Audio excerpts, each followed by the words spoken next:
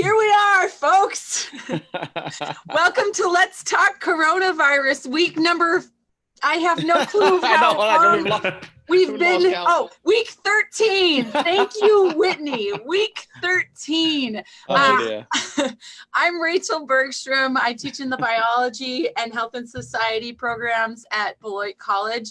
And I'm here with, of course, my stalwart co-hosts and our guest for this week, Matt Tedesco. So let's go around and introduce ourselves. We can start with Ron and then Phil and then Matt.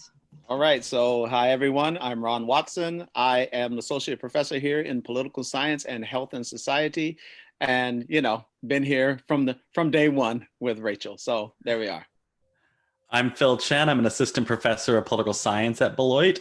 And I have not been here since day one, but I've been here over the summer and a little bit in the spring as well. So happy to be here. Phil was here in spirit. Why don't we just say that, right? Great. I'm Matt Tedesco. I'm a professor of philosophy here. And this is my first day. So it's day one for me. So I'm not quite sure how we count back to day one, but.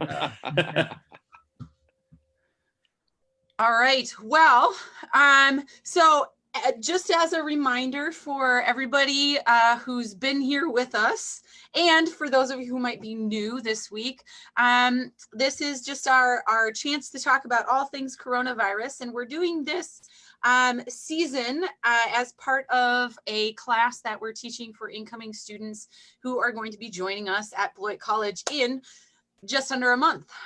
And so we've got a reading that I'll be putting into the comments of Facebook. It's going to take me a minute or two to get it there, but we welcome your questions from people who are listening through the Facebook chat. I monitor that. We also have some really excellent questions from the students in our class that we're going to be focused on. So who wants to get us started? Yeah, I mean, this is how does one get started from this incredible topic? I mean, so this week we are discussing these issues around the ethics or the biomedical ethics with respect to COVID, and especially when it comes to resource scarcity. But to sort of get us going, one of our general questions is this, right? So we face ethical dilemmas in many of our daily decisions. So Matt, how do we make informed ethical decisions in our daily lives? How's that actually work? Yeah, how do we make informed decisions, you ask? Here's what I would say about that, especially as a philosopher contributing to that question. I would hope, there's lots of ways of defining what philosophy is. One of my favorite definitions comes from William James, who's known especially to psychologists, sometimes called the father of modern psychology. And he defines philosophy as the unusually stubborn attempt to think clearly. So what can a philosopher contribute to the challenge of making hard ethical decisions? I hope the answer is something like helping people think through sort of how different kinds of moral questions and moral issues fit together, where they rub against each other, how to think about them when they rub against each other. I didn't mean to do this, but I'll give you one more definition of philosophy. This is from Wilfrid Sellars, and he defines philosophy. He says the aim of philosophy is to have things, in the broadest sense of the term, hang together in the broadest sense of the term.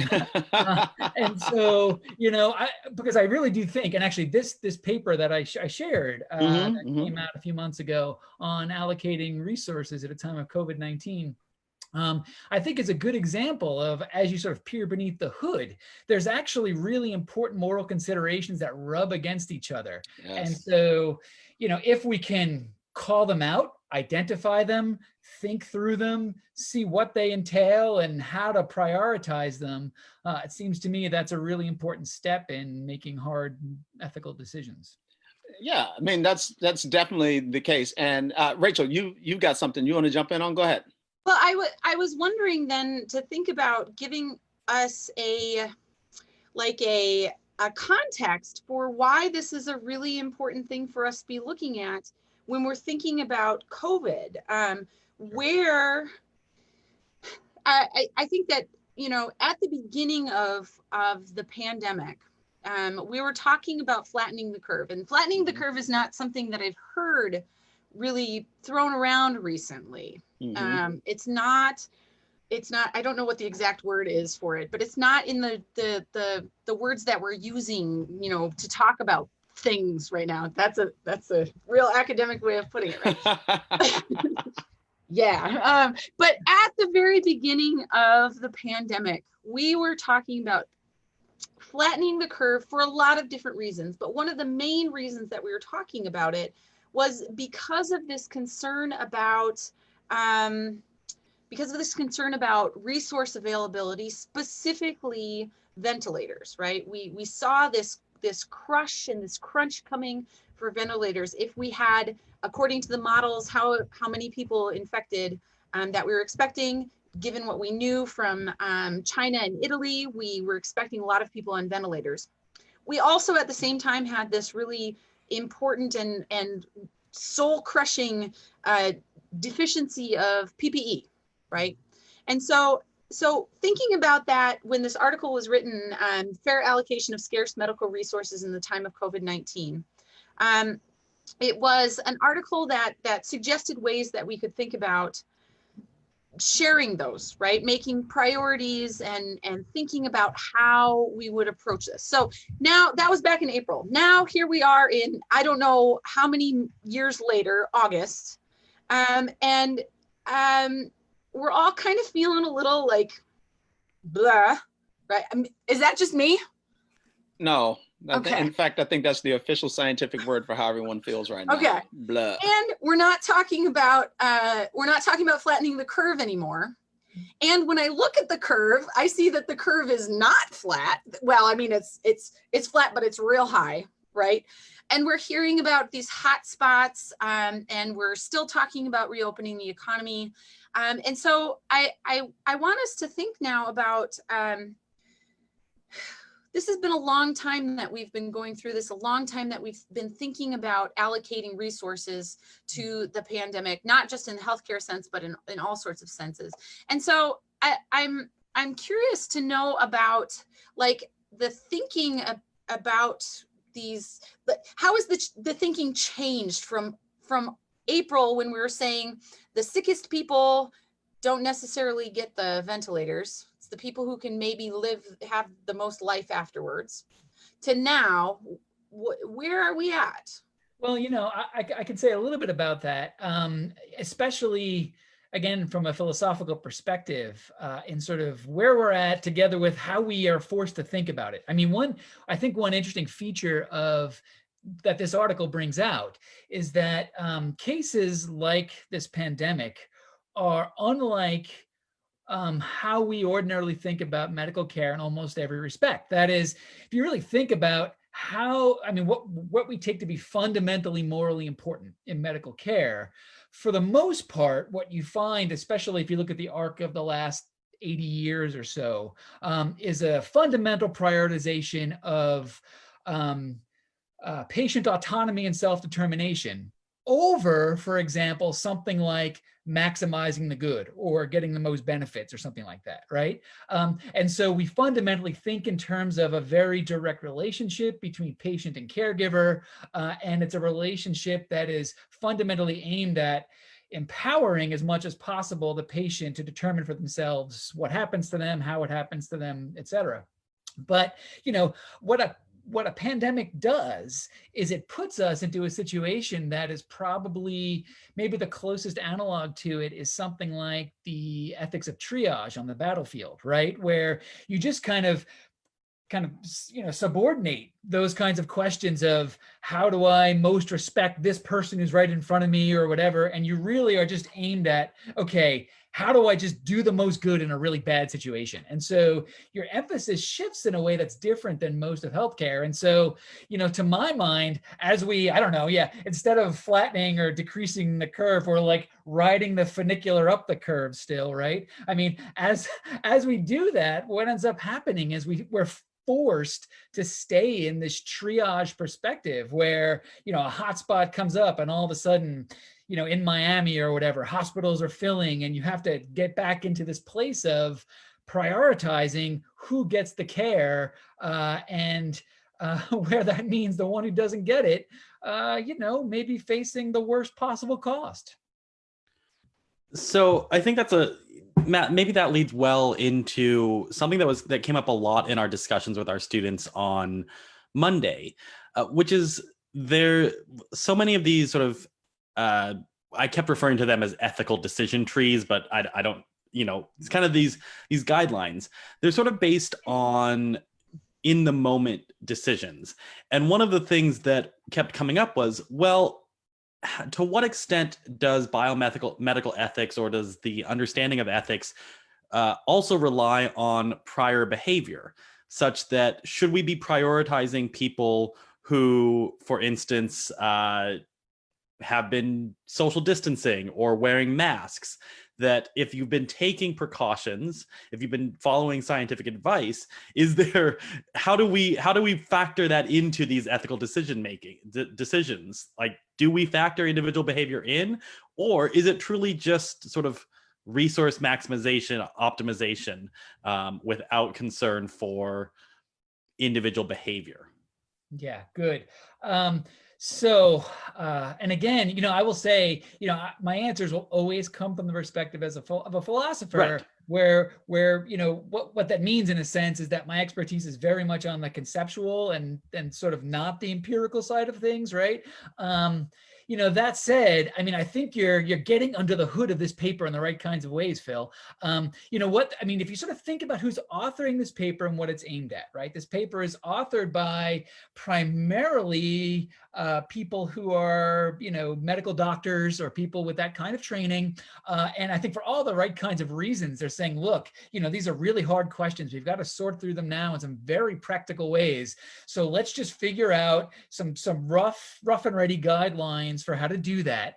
And so then I come in as a philosopher and I say, look, this is really nice in a lot of ways. But what this paper also does is it kind of hides some really hard questions, right? It just kind of keeps things very much at a level of, let's just resolve these questions at a fairly superficial level because we have to, because tomorrow, these decisions have to get made in the field, by medical practitioners. Okay, so that said, once you get under the hood, right, then you've got these hard questions about, okay, so for example, to my mind, one of the most interesting questions that gets briefly raised in this paper, and then you kind of skip right past it, is this question of whether age is relevant to the allocation of medical resources. And by the way, I have a ton to say about this, and I'm going to try not to just ramble on for a while. Just go for it. Just go. Because the author's position is something like, yes, because it maximizes the most benefits. So, if you've got a choice between someone who's 30 and someone who's 55, holding all else fixed, right? So presumably they're of equal health and equally likely to benefit from the treatment. Should age matter? The answer is yes, because you just get more years, you get sort of do more good overall out of giving it to the younger person. Maybe that's right. We can talk about that if you like. But the authors also note, and now this is getting to your question, Phil, in a very roundabout way, that as they kind of early in the paper, they say, well, what are some of the things that matter? Maximizing benefits matters, but and I'll use their phrase, treating people equally matters, right? So they're acknowledging that concerns of justice, concerns of fairness, concerns of equality, they're high on the radar here too. But as soon as you crack open that nut, right? Okay, now what does it mean to treat people fairly? How much does past behavior, past facts about them factor into what kinds of treatments they're owed, right? And that's potentially a place where you might say something like, from a standpoint of fairness, if I'm following the rules, following the best practices, and you are not, then when we've got to make a choice between me and you, right? Then presumably because I have been, because I have been working at this collective enterprise and you've been free riding on it, I ought to get the benefit before you. That's nothing they deal with, but it seems to me like there's just a nested set of questions underneath the hood here along those lines. I mean, Matt, I just want to jump in here. That's absolutely what our students latched onto, right? Is, as you look at this, and it makes a lot of sense, right? Because in some respect, it really offends our sensibilities, right? The idea that we simplify this down to, okay, how old are you? 38? Okay, how old are you? 56? Okay, 38, sorry, all else equals you win. Especially if the 58-year-old is like, Mother Teresa, and the 38-year-old is, someone who is awful, right? In a variety of different ways.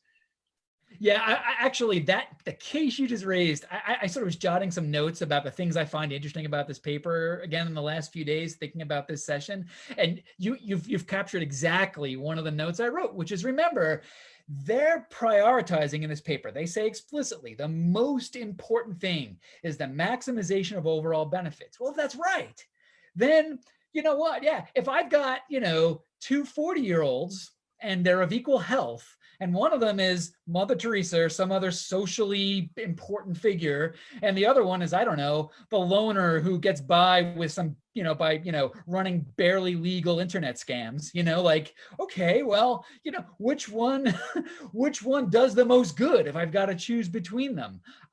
And does the emphasis on sort of generating the most benefits overall in this kind of agent neutral way kind of force you to acknowledge that's got to matter somewhere there?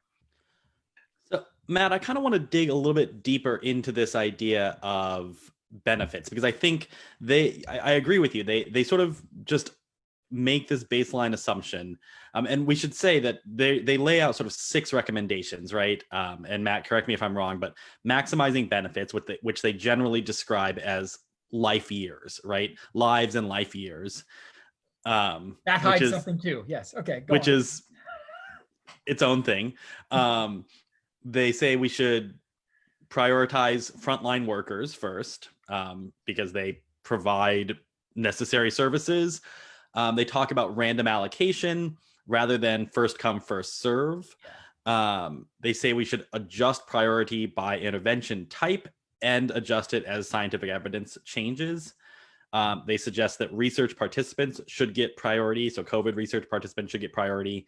And they say that COVID patients shouldn't be prioritized over others. So that's kind of their 6 main recommendations. Yeah, and they're somewhat ordered, right? So for example, the bit about giving some preference to those who participate in COVID research, that's fairly low in their priority list. Maximizing benefits is explicitly put at the top. And so they've got some lexical ordering of the range of recommendations they offer. But yeah, you've got the rough and ready list. So I want to dig into this idea of maximizing benefits, because we didn't get to talk about this on Monday in class. And I want you to kind of, maybe you have this sort of historical and sort of conceptual perspective, maybe not. I want to kind of dive into this idea of age as maximizing benefits, because ultimately that has to be based off of age projections, right? Expectations around how long you're going to live. But that's also tied in with our healthcare system and with race deeply in America. And so is there a history? And I think the answer is probably yes. Is there a history of ethical decisions, biomedical ethics being used to justify racist action? So in this case, you put a 40-year-old white person and a 40-year-old black person to maximize benefits based on what we know. Their logic says we treat the white person. And that, I think, is deeply problematic and is a really sort of it's a frightening hole to go down, or path to go down, when we talk about sort of these ethical decisions. If we really take the idea of maximizing benefits to its logical end, you can't separate out the way that healthcare is racialized. Yeah. So, I think you're right about that. And I will say, this is yet another reason why their brief nod to the importance of justice and equality, equal treatment, as they put it, may need more than just a brief nod, right? That may start to rise in the equation as you put these things on the table. That said, because you asked about sort of the theoretical underpinnings of this appeal, I think there is a kind of story that can answer the worry. The problem is it requires a kind of sophistication that there's a danger you'll never get to, right? So, so for example, if you look at, how in healthcare economics, these kinds of calculations are often done, they talk in terms of QALYs, QALY, quality adjusted life years, right? And so it's purely a kind of, you've got your sort of, amortized tables of, well, how old are they, and do they smoke or not, and how many, what's the condition, and so you can kind of churn out a result that'll kind of give you a sense of how many life years of reasonable quality might get produced by a certain treatment. But you're 100% right? That's going to hide the ways in which, if you have lived all your life in an area that has a higher level of pollution, because, guess what? This is one more place where systemic racism is sort of transparently obvious, right? Is, where do we put the garbage dumps and where do we put the factories, right? So yeah, absolutely. Okay, now is there a theoretical answer to this? And I think the answer is yes. And here you're getting kind of close to my heart, because I'll sort of say this, even knowing this is going out to the world, but I think people who know me know this.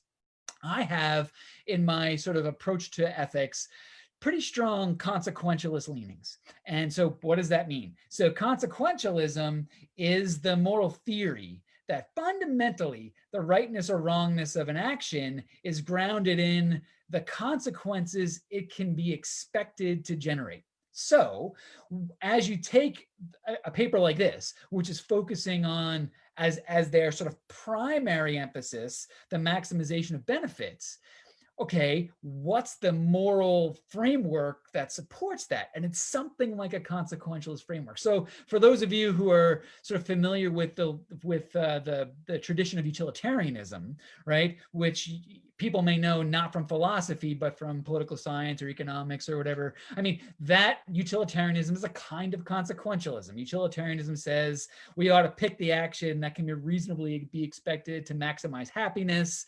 And so it's just a way of focusing a kind of consequentialism. Now that said, okay, what might someone inclined towards this kind of moral framework say? Well, the answer almost has to be, we need a very sophisticated way of thinking about benefits, a very sophisticated way of thinking about consequences. So for example, a state of affairs that rectifies an historical injustice is a really good kind of state of affairs to bring about.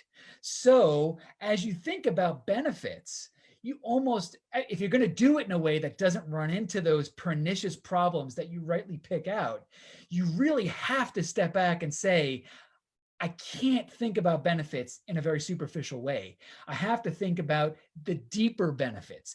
Sometimes in the consequentialist literature, these are called remoter effects, more remote effects. So beyond just, whose life did I save? How does this impact the overall state of the world from the standpoint of, yes, maybe giving the resource to me rather than someone else, maybe I'll get an extra 3 months, but giving it to them has a certain kind of healing effect, a certain kind of reparative effect, restorative effect, that is a really important effect, a benefit not to lose sight of. So that would be one way, kind of from a moral philosophy perspective, to answer that worry. But like I said, it really does require us to get pretty sophisticated in how we think about benefits. And if we stay on the superficial level, there's danger. So Matt, this is I think on some level, well, probably not just on some level, I think this is exactly why the authors tried to lay out this very, in some respects, I think, very simplistic approach, right? Because they recognize that the kind of complexity that you are getting at, right, and that those questions, those student questions, and Phil, the question that Phil posed, that you can't make those decisions in the moment, right? And that's what I think makes this both extremely challenging, but also why, even though we can certainly pick apart a great deal of this, why it makes sense to think about this amply ahead of time. I mean, we had one student ask a question, something to the effect of, look, this isn't the first time that the United States has dealt with a pandemic, right? Why is it that the country has not developed some sort of like very clear mechanism and set of systems for actually doing this? Which is itself a sort of deeper question with a variety of different political implications in it. But it's, there's this recognition that you can't make these decisions like right now, and you certainly can't have doctors making it, which is the other shoe that drops here, right? Is they don't want doctors making those decisions. That's what you get as well, right? Yeah, that's right. I mean, I think, yes, Ron, I think you're exactly right. I mean, when situations are going to arise that are unforeseen, that raise considerations, that take us by surprise, but this is not one of them. I mean, this is a case where, like I think probably most cases, where you suffer for not doing that patient, serious, sophisticated, advanced work, right? And you suffer when people don't take the time to recognize the importance of it. I mean, look, and I do not, I mean, I'll be the last person to at all want to cut down doctors, but different people have different expertises, right? And absolutely, we need well-trained doctors who have these incredibly important and socially valuable expertises for healing and for repairing but at a deeper level of how we shape policy, how we put in place the guidelines that we're going to use on the ground when the experts on the ground have to do their thing. You're talking to a guy who really believes in the public value of philosophy, because this is the place where the contribution has to happen. I can't be, there's no role for me on the battlefield being like, actually not that guy, this one, but there's a role for the philosopher in saying, you know what, our expertise connects with a lot of other expertises. And so if that voice is heard at the right time, maybe we can get it right when the pandemic happens. When I have kind of a follow-up to that too, with this idea that, ethics is a field of philosophy and philosophers work together on these. When we look at recommendations for how to, these recommendations, other recommendations, many other people are making recommendations about this. This is not the only group that is suggesting this. This is not the only group that has thought about this. We're not the only country who's had to deal with this question. And so one of the questions that comes up then is about the universality of these approaches in American culture, in Italian culture, in Chinese culture. I think that one of the things that you said a little bit earlier was getting at this idea of my good versus the greater good, which is something that we think about a lot when we're talking about vaccines, which is coming up, folks. We're going to talk about vaccines. 2 weeks. All vaccines all the time. So, but I'm interested to know a little bit more about how universal these considerations are, not just across the United States, but in different types of flavors of philosophy. Is that the right way to put it?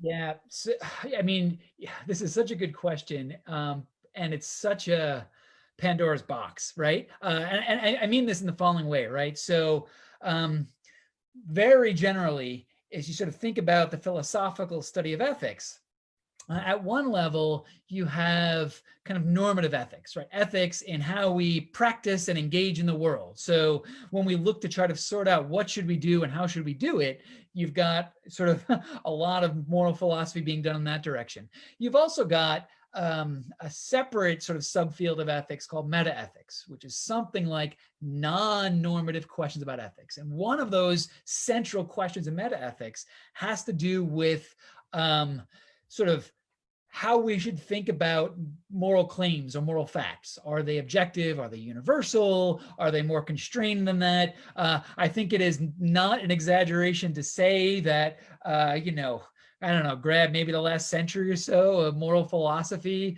and this may be one of the top 3 or 4 questions that has the most ink spilled about it. But you know, so there's the rabbit hole, right?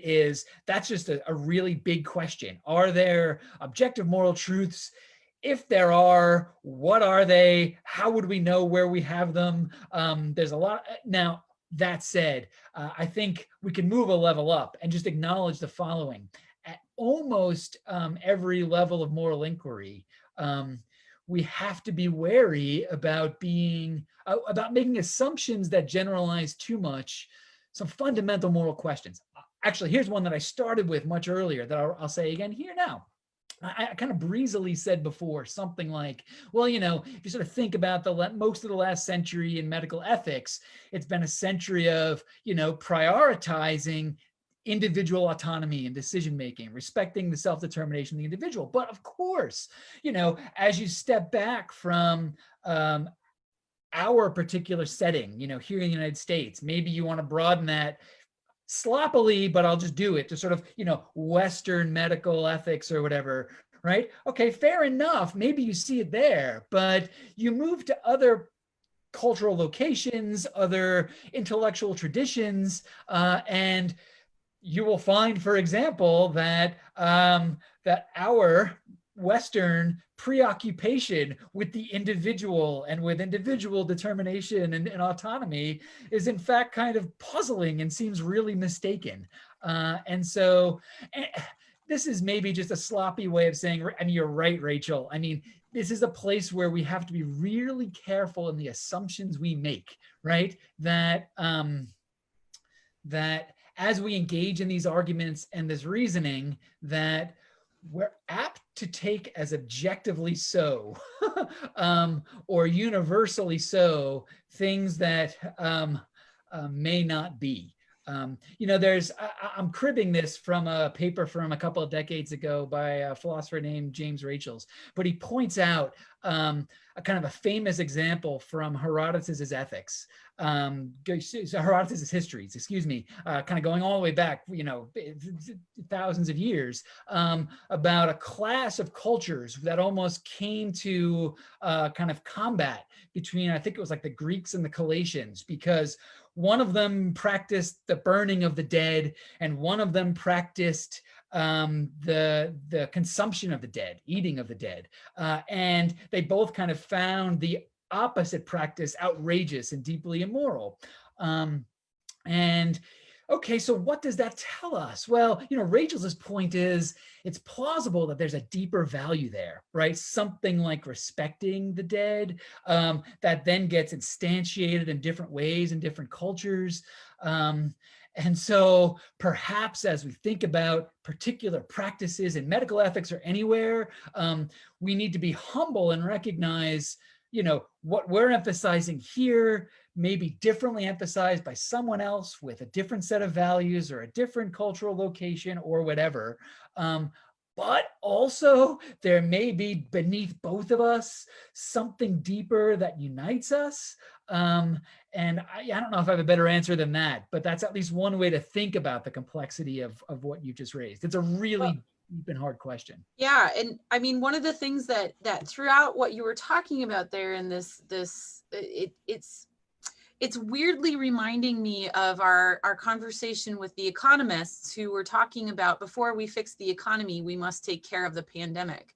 It somehow fits in my mind in a similar way, that before we really consider about the individual needs or this model that we've been using for medical ethics of prioritizing the individual, I wonder how that changes when we're all so threatened by the pandemic.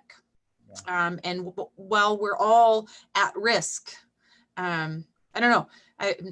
It's maybe not a fully formed thought there, but.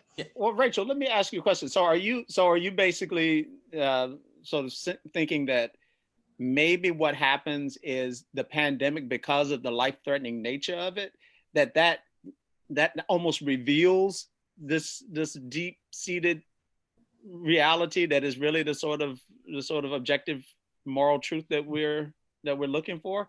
That because, you know, everyone, yeah, you may eat your dead and you may burn your dead, but if we're all about to be dead, then something different may happen, right? Yeah. I mean, I think that's a little bit of it, and it's yeah.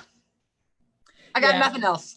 Yeah, you know, I mean, I do think, you know, here's, I think as a very broad generalization, when a collective group faces a challenge that is, I don't want to call this an existential threat, you know, but something that really challenges us in ways that are distinct and unusual, right? That has a way of forcing us to cut through the superficial layers, right? To start to ask really what matters here, really what are we trying to get at, really, especially when we feel like we've gone wrong, you know, really how have we gone wrong here?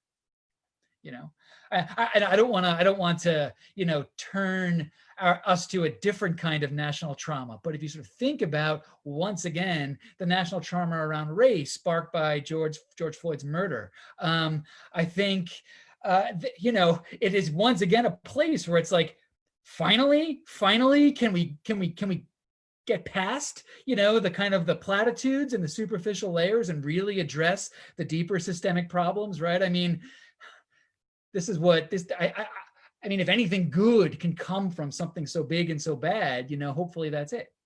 Yeah, I mean, Matt, I don't even see that as a strange pivot, right? Because I think it's part and parcel of what Rachel is getting at, and what you're talking about here as well is, you know, there on some level we have to recognize that there is this problem, and that until that problem is addressed, dealing with or even viewing the symptoms is going to always be an issue, because people are going to view the symptoms differently until they recognize that actually, no matter what perspective you're seeing that symptom from, there's actually an underlying problem that's there that has to be dealt with, right? And then we can finally get to the debate or the discussion about, you know, whether or not this is a particular approach to getting rid of that problem, or what approach is best. But we got to at least see the problem first. Phil, you got something you want to jump in on, so I'm going to pass the mic to you. Yeah. So this is a bigger pivot than where we've been. One of the questions that was asked by one of our students is sort of around the ethics around vaccine distribution. And I think what you've been saying about individualism and the sort of US-centric individual liberty focus versus sort of other cultural tendencies towards collectivism or collective responsibility.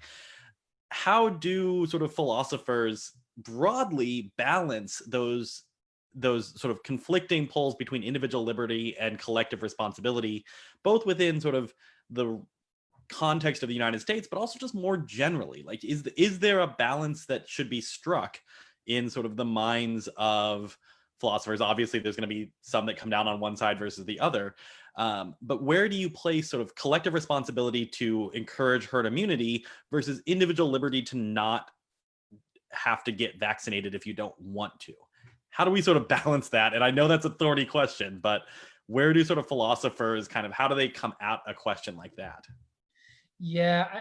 Okay. So, so I'll address the question about vaccines, but by getting at the question you asked last. How do philosophers think about this? So I think in biomedical ethics generally, you see across a wide range of issues, um, uh, the tension sort of often boils down to a kind of a theoretical conflict between ethical systems that emphasize the overall good, right? And so, and ethical systems that really prioritize the individual. So there's a place there for recognizing, that's a debate that's been being had in moral philosophy for hundreds of years. And so if you see it coming to life in a variety of practical locations, that's not really a big surprise, right? Because those two things just seem to be often in tension, right? That there's going to be all kinds of, how we typically think about, for example, the concept of rights is something like a right is a sort of thing that must be respected independently of whether disrespecting it does any good or not, right? So I can't use as my justification for violating your rights, well, but look, more overall good was done by doing that. It's sort of the nature of the concept of rights to have a kind of trumping quality over doing the most overall good. So, you've got a natural kind of conceptual tension between those two kinds of appeals. That said, and maybe this isn't a very big surprise, I don't think that there is, I'm making a very general claim. I have a very hard time imagining that there is a very compelling defense of kind of a rights-based theory that is so simple or simplistic as to allow that kind of liberty claim that you see being advanced by some people, especially in the United States today, regarding, you can't make me wear a mask or whatever, because, and I don't think this is extraordinarily controversial, we recognize all the time, and this is going to be true for any rights-based theorist, that rights aren't unlimited, that even if you believe in something fundamental like a right to free speech, there are things I can't,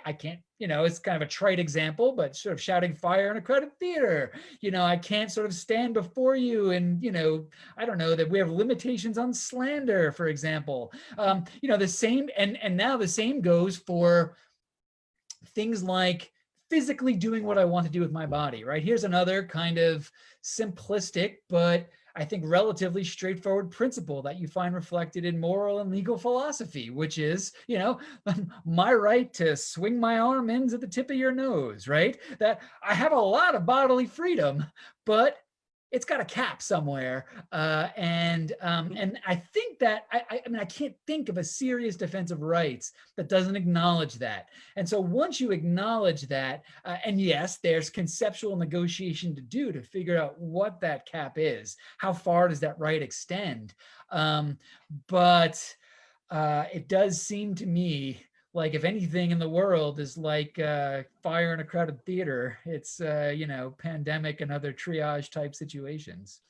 Well, and I think it's interesting because when you bring up sort of the legal basis, we also, we have well-established legal precedent. We've talked about it before, right? Compelling state interest. Compelling state interest allows for that, not violation, but allows for the understanding that rights are not unlimited, right? Rights are not limitless, as you said.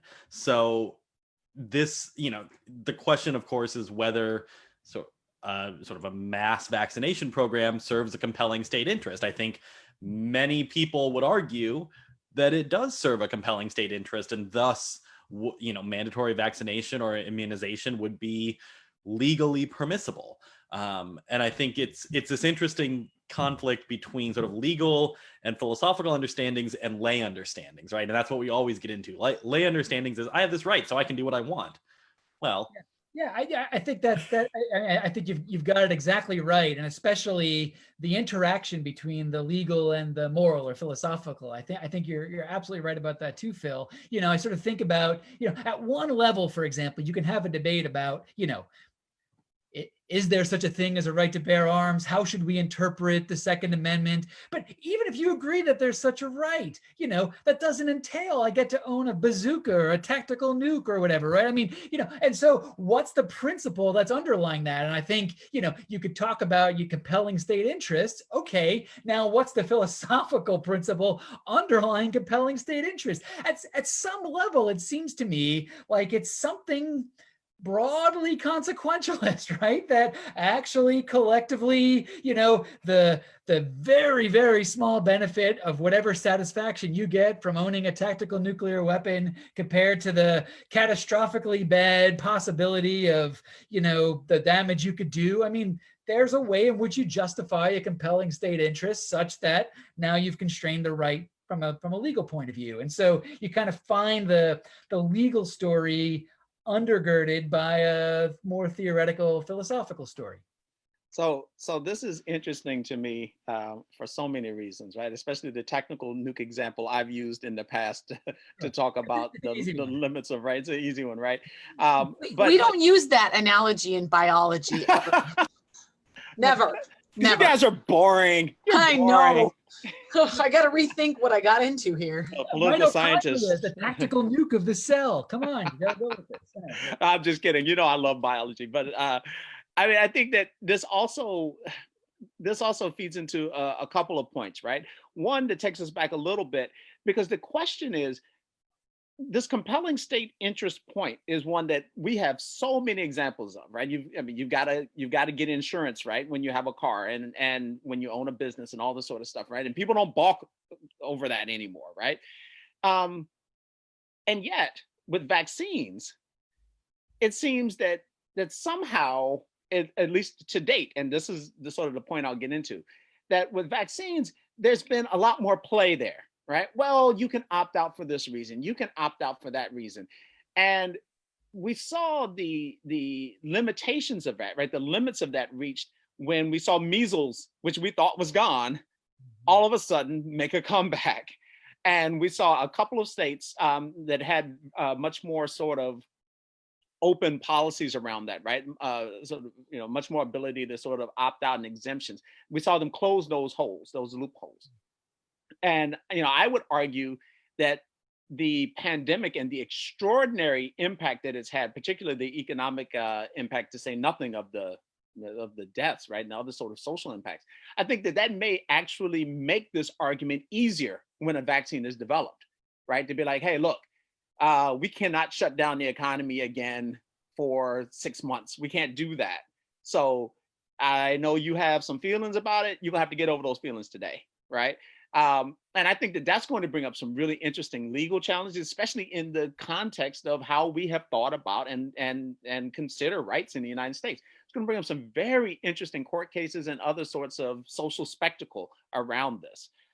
Just putting it out there. Yeah. Yeah, no, I mean, I think that's right. I mean, if you think about the kind of philosophical theory that tends to underlie the kind of libertarian maximal rights view, which again, I'm not besmirching, but that someone defending that kind of line will often appeal back to something like John Stuart Mill's On Liberty, right? From 1861, I think it is, right? So but even there, right? I mean, the Mill's sort of harm principle, right? That kind of underlies this approach to maximizing individual liberty is a principle that says, the only legitimate exercise of state authority over the individual is to prevent you from harming someone else, right? So from there, right, it's based on that Mill then goes on to say, right, over thine own self, the individual is sovereign, right? So we can respect, we ought to, I mean, I want to give as much deference as possible to respecting the sovereignty of the individual. I'm not trying to stomp on that, but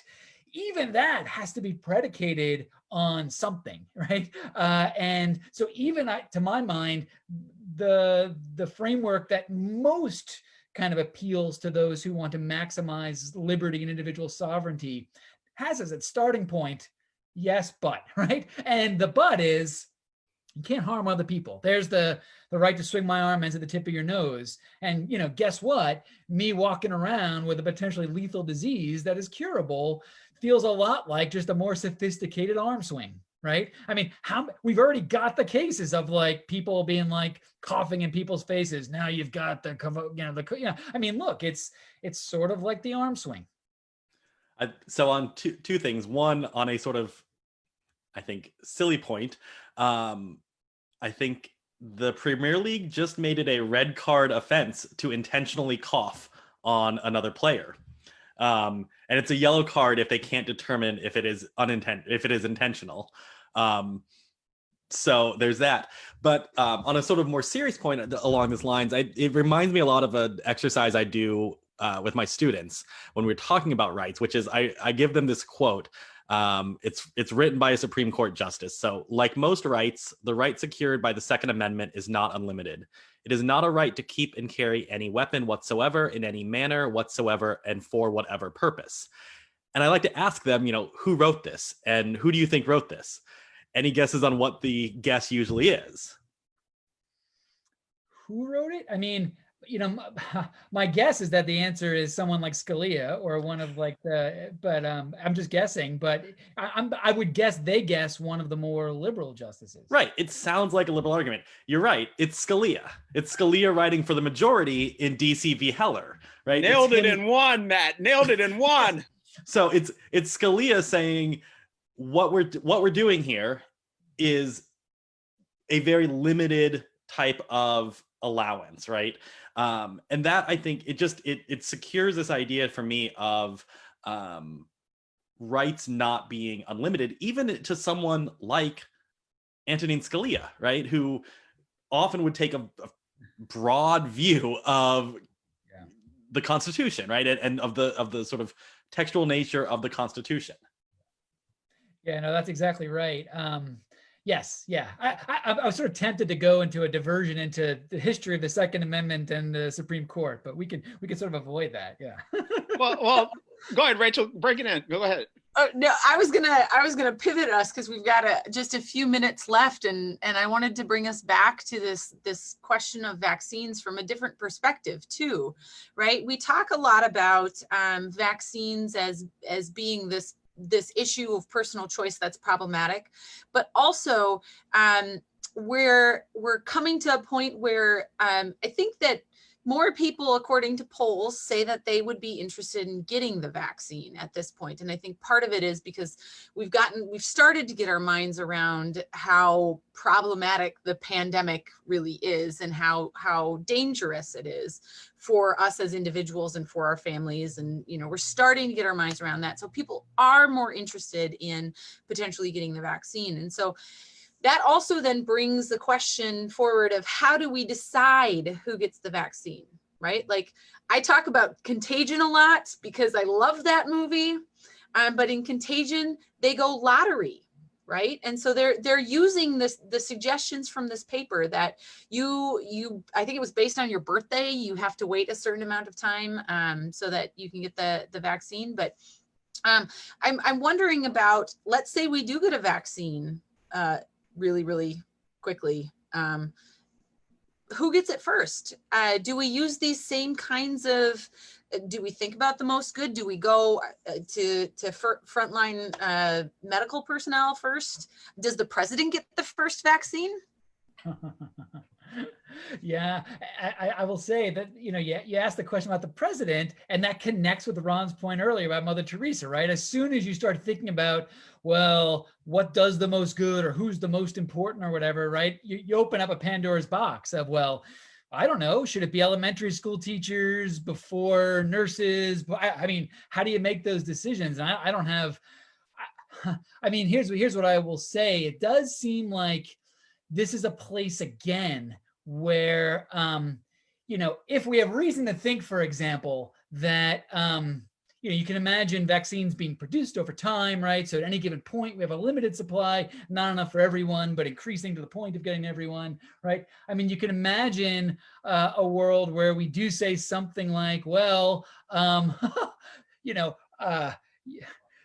How do we trade off? For example, do we just say all the frontline medical workers get it? Probably. I think that follows from the recommendations of this paper because, right, they're needed to do this containment. Once you get past them, I mean, then do you prioritize based on age, or do you, I think near the end of their paper, they suggest, well, when you're talking about vaccines, and let's just stipulate, because there's still a lot we don't know about, especially secondary effects, but let's just stipulate that we have very good reason to think after a lot of information has been gathered that, you know, certain age groups are very, very, very unlikely to suffer severe, you know, long-term impact, but other age groups are, right? Well, then you've got a justification for prioritizing age in a kind of reverse way.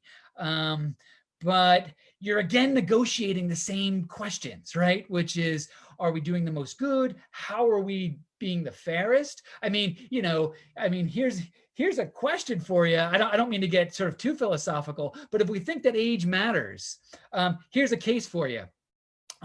So imagine you've got a 20-year-old and a 60-year-old, and let's just stipulate expected life length is 80, and you know they're equally likely to be benefited from the disease. You might say, okay, give it to the 20-year-old because you do the most good. But now let's just stipulate, actually, given the nature of the 20-year-old's, I don't know, history or physical condition, that person needs a double dose, and we've got two 60-year-olds. Well, if we're still doing this life years calculation, giving it to the two 60-year-olds only gets you 40 years, giving it to the one 20-year-old gets you 60 years. So you end up in this really, you know, as you're trying to do the most good, again, the puzzles start to open up again. How, you know, what counts as the most good? You know, how do we...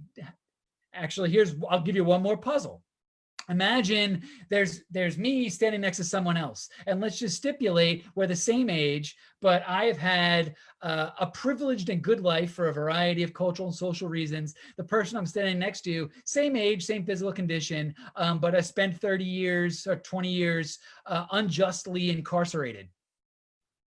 From a standpoint of justice, have I had a fair, sometimes there's in the literature a discussion of a fair innings, right? We often think about fairness as mattering here, and we say something like, well, if there's a choice between a 75-year-old and a 25-year-old, the 75-year-old's had a fair innings. They've had a fair go at it. So maybe we give the 25-year-old a fair go at it. Well, does the person who spent his life incarcerated, has that person lacked the fair go that I've had? I'm not trying to answer these questions. It's just all these questions come up when you look under the hood of the one you raised.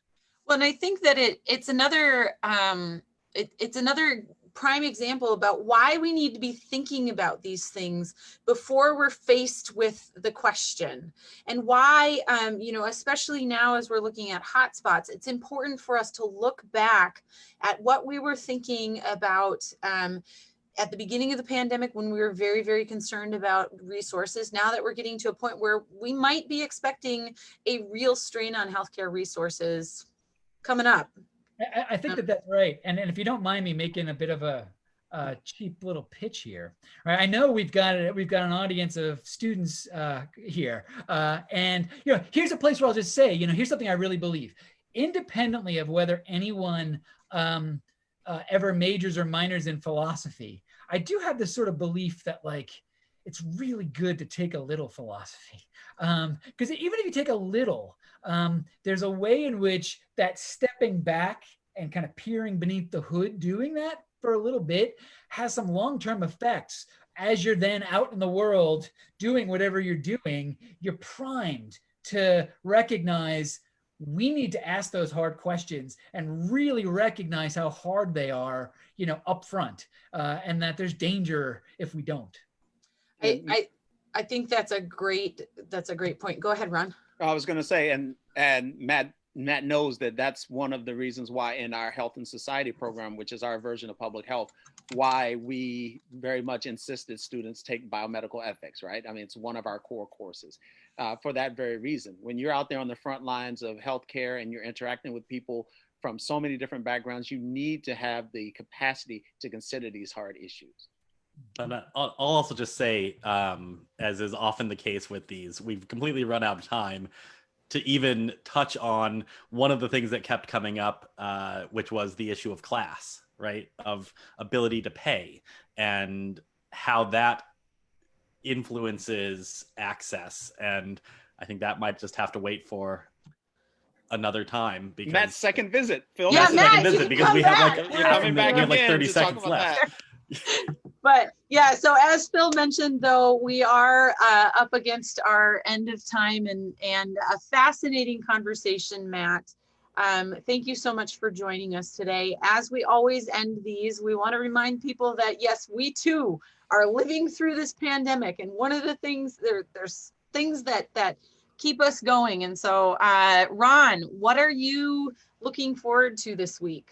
Yeah, probably going to start a new television show. Haven't decided yet with one of my sons, and continue another one with another one. So looking forward to that. Excellent. How about you, Matt? What are you looking forward to this week? You know, I will just say, as a really big sports fan, getting the NBA back, getting the NHL back, NHL in particular, go Islanders. I'm from New York, big Islander fan. So, you know, being able to watch a little hockey in August is a little bit surreal, but I'm way into it. Awesome. And how about you, Phil? I'm sort of torn. I'm between the fact that it's going to be nice and we can do a little socially distant hike, but also there's still time to order from the Dane County Farmers Market drive-through. So maybe getting some good summer produce from the farmers market. Excellent. Well, and I'm looking forward to enjoying this not 90-degree weather before the 90-degree weather returns. I'm wearing a sweater, folks. Ooh. It's wonderful. And so is Ron. Excellent. And you know, Phil, you've got your flannel out. Yep. So welcome to fall in Wisconsin, folks. All right. Well, thank you again, everybody, for joining us. We hope that you enjoyed our conversation. Thank you again to Whitney for making this possible. And we'll see you here next week with Historian. All right, and Yay! thank you, Matt, for joining us as well. We really appreciate it. Amazing conversation. Take care, everyone.